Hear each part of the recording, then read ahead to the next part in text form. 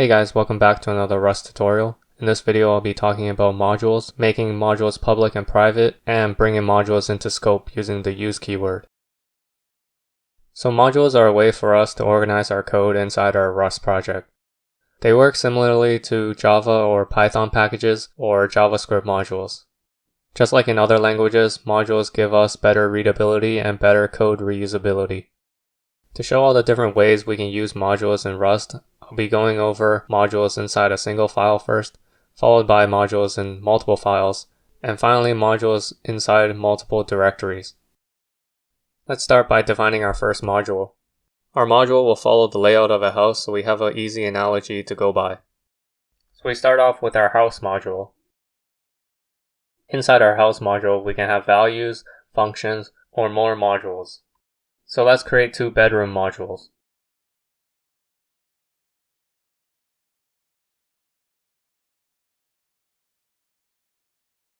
And now let's add the house number as a value.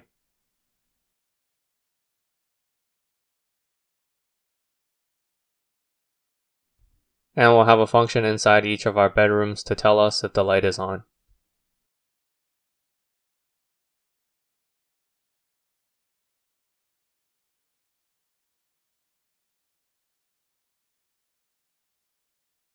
Now let's try compiling this just to see if it works.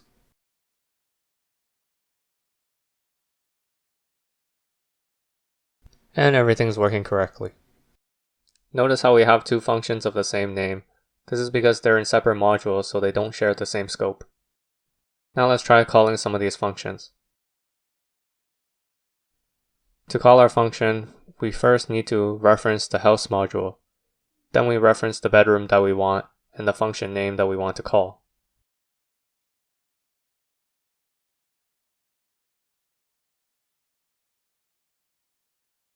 We get an error saying the bedroom module is a private module. This is because we didn't use the pub keyword to make our modules public. So the bedroom module is a private module of our house module. To make it available to our main function, we need to add the pub keyword. Now we get an error saying our function needs to be public as well. So we need to add the pub keyword to that as well.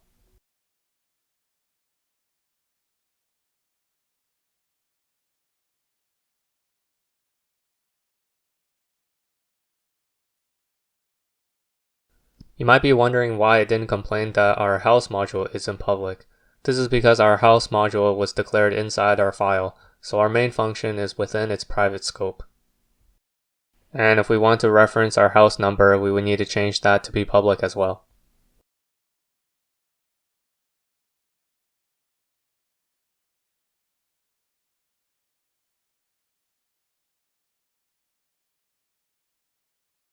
Now let's talk about the use keyword. The use keyword allows us to bring modules into our current scope. Let's see how this looks. We can write use bedroom 1, and now we no longer need a reference house in order to get to our bedroom 1. We can also have use bedroom 1 and bedroom 2. And now we don't need a reference house for either of them.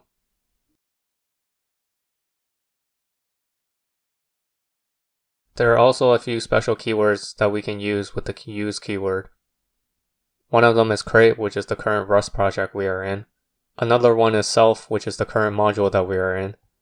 And lastly, super, which is the parent module that we are a part of. Let's say we're inside our bedroom 1, and we want to make a function that checks if our bedroom 2 light is on. Then we will need access to our bedroom 2 functions. So for this, we'll be using the super keyword.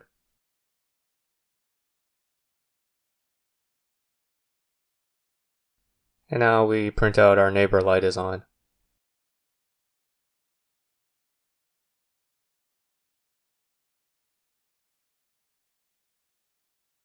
Now let's say we want to move our module into a separate file.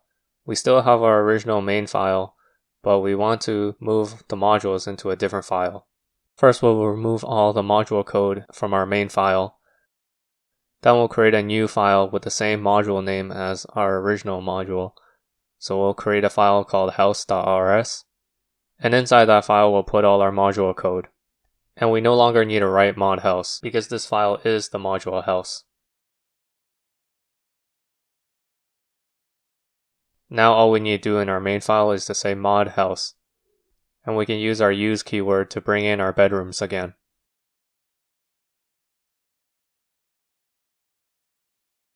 And we can see our code is still working correctly. The last thing is maybe our modules are getting way too big and we need to break our module down into multiple files. Then we will use a directory to represent a single module. So let's say we want to break our house module down into folders. First we will create a house directory, and inside it we'll create a mod.rs file. Inside this mod.rs file we'll have our public constant and our 2 public bedroom modules. Then we'll create 2 directories indicating the 2 bedrooms. And inside those we'll also have a mod.rs file. And inside those mod.rs files will contain the code for the bedrooms.